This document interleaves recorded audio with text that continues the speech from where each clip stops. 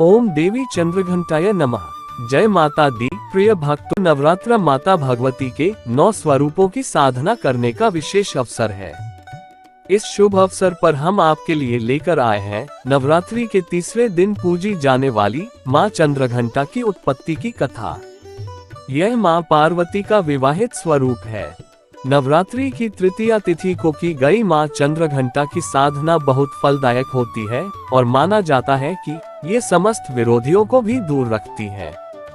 तो चलिए जानते हैं कि माँ को क्यों चंद्रघंटा के नाम से क्यों पुकारा जाता है और इनकी पूजा करने से क्या लाभ होते हैं। माँ आदिशक्ति के तीसरे शक्ति स्वरूप को माँ चंद्रघंटा के नाम से जाना जाता है तथा नवरात्रि का तीसरा दिन माँ के इसी रूप को समर्पित है। देवी चंद्रघंटा के मुखमंडल से सौम्यता और शांति के भाव झलकते हैं और इनके दर्शन और पूजन मात्र से ही साधकों को सुख शांति का आशीर्वाद मिलता है। वेदों में कहा गया है कि माँ चंद्रघंटा की आराधना करने से मनुष्य को अलौकिकता का आभास होता है। माँ चंद्रघंटा का स्वरूप। देवी चंद्रघंटा का वाहन बाघ है। इनके शरीर का रंग सोने के समान बहुत चमकीला है। माता ने अपने मस्तक पर घंटे के आकार का अर्धचंद्र धारण किया हुआ है। माता के इस स्वरूप की 10 भुजाएं हैं। उनके बाएं हाथों में त्रिशूल, गदा, तलवार और कमंडल है और 5वां बायां हाथ वरद मुद्रा में है। अपने 4 दाहिने हाथों में माता ने कमल, तीर, धनुष और जपमाला धारण की है और 5वां दाहिना हाथ अभय मुद्रा में है। जब माता पार्वती ने भगवान शिव से विवाह किया तो महादेव की भांति ही अपने मस्तक पर अर्धचंद्र को धारण कर लिया। यह अर्धचंद्र मंदिर के घंटे के आकार जैसा प्रतीत हो रहा था, इसीलिए माता को चंद्रघंटा के नाम से पुकारा जाने लगा। एक समय की बात है जब देवताओं और दानवों में भीषण युद्ध चल रहा था।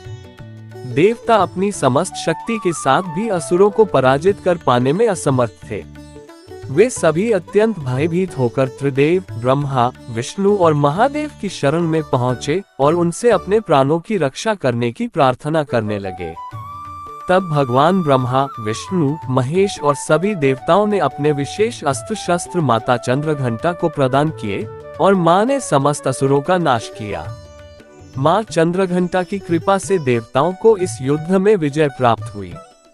चलिए जाने नवरात्रि के तीसरे दिन माता चंद्रघंटा की पूजा करने से भक्तों को क्या क्या लाभ होते हैं। ऐसी मान्यता है कि माँ चंद्रघंटा की साधना करने से घर में समृद्धि का वास होता है और माता अपने सभी भक्तों को दीर्घायु होने का आशीर्वाद देती है, साथ ही उनका कल्याण करती है। शुक्र ग्रह माँ चंद्रघंटा द्वारा शासित होता है, इसलिए नवरात्रि के तीसरे दिन माता की आराधना करने से साधकों पर शुक्र ग्रह की कृपा बनी रहती है। नवरात्रि के तीसरे दिन साधक का मन मणिपुर चक्र में उपस्थित होता है, इसलिए इस दिन उन्हें स्थिर मन के साथ माता की पूजा करनी चाहिए। मान्यता है कि ऐसा करने से उन्हें अपने आसपास माता की दिव्य शक्ति का आभास होता है। नवरात्रि की तृतीया पर विवाहिता स्त्रियों को बुलाकर उनका पूजन करना चाहिए। उन्हें भोजन में दही या हलवा खिलाकर उन्हें भेंट स्वरूप कलश और मंदिर की घंटी देनी चाहिए। माँ चंद्रघंटा अपने उपासकों को निर्भय होने का आशीर्वाद देती है। साथ ही विद्यार्थियों को माँ की आराधना से विशेष लाभ मिलता है। देवी चंद्रघंटा अपने साधकों की हर प्रकार से रक्षा करती है। माँ चंद्रघंटा की पूजा के लिए ब्रह्म मुहूर्त में उठकर स्नान करें, फिर देवी को गंगाजल या पंचामृत से स्नान कराकर लाल या पीले वस्त्र अर्पित करें।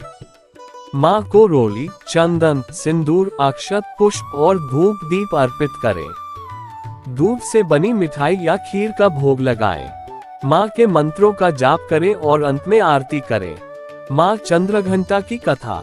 बहुत समय पहले असुरराज महिषासुर ने कठिन तपस्या करके भगवान ब्रह्मा को प्रसन्न किया। जब ब्रह्मा जी उसके सामने प्रकट हुए तो महिषासुर ने अमर होने का वरदान मांगा। ब्रह्मा जी ने समझाया कि यह संभव नहीं है, क्योंकि जो जन्म लेता है उसका अंत होना निश्चित है। तब महिषासुर ने चतुरता से कहा, हे प्रभु, मुझे ऐसा वरदान दीजिए कि मेरी मृत्यु केवल किसी स्त्री के हाथों ही हो, क्योंकि मैं स्त्रियों की शक्ति को तुच्छ समझता हूँ। ब्रह्मा जी ने तथास्तु कह दिया। ये वरदान पाकर महिषासुर अभिमानी हो गया और तीनों लोकों में उत्पात मचाने लगा। उसने इंद्रलोक पर आक्रमण कर देवताओं को परास्त कर दिया। देवराज इंद्र समेत सभी देवता महिषासुर की शक्ति से भयभीत होकर ब्रह्मा, विष्णु और महादेव की शरण में पहुंचे। देवताओं ने अपनी व्यथा सुनाई तो तीनों देव अत्यंत क्रोधित हो उठे। उस समय उनके मुख से एक प्रचंड ऊर्जा निकली जो तेजो में अग्नि के समान थी। उसी ऊर्जा से एक देवी का प्राकट्य हुआ जिनका स्वरूप अलौकिक और दिव्य था। 10 भुजाओं से सुशोभित उस देवी के मस्तक पर अर्धचंद्र के आकार की आकृति दमक रही थी। देवी को युद्ध के लिए समर्थ बनाने हेतु सभी देवताओं ने उन्हें अपने अपने दिव्य अस्त्र शस्त्र भेंट किए। भगवान शंकर ने उन्हें त्रिशूल प्रदान किया।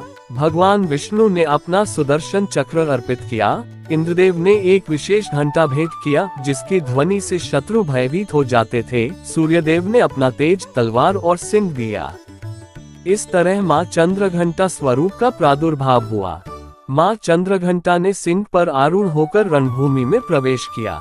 उनके आते ही देवी की घंटियों से उत्पन्न ध्वनि से संपूर्ण ब्रह्मांड गूंज उठा। इस दिव्य नाद से असुरों का हृदय कांप उठा और वे भयभीत हो गए। महिषासुर और मां चंद्रघंटा के बीच भीषण युद्ध हुआ। मां चंद्रघंटा ने अपने शंख, धनुष, तलवार, गदा और त्रिशूल से असंख्य असुरों का संहार किया।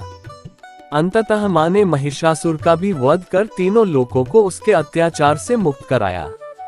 मां चंद्रघंटा की कथा ये संदेश देती है कि चाहे दुष्ट कितना भी बलवान क्यों न हो, धर्म और शक्ति से युक्त माता सदैव उसे परास्त करती है।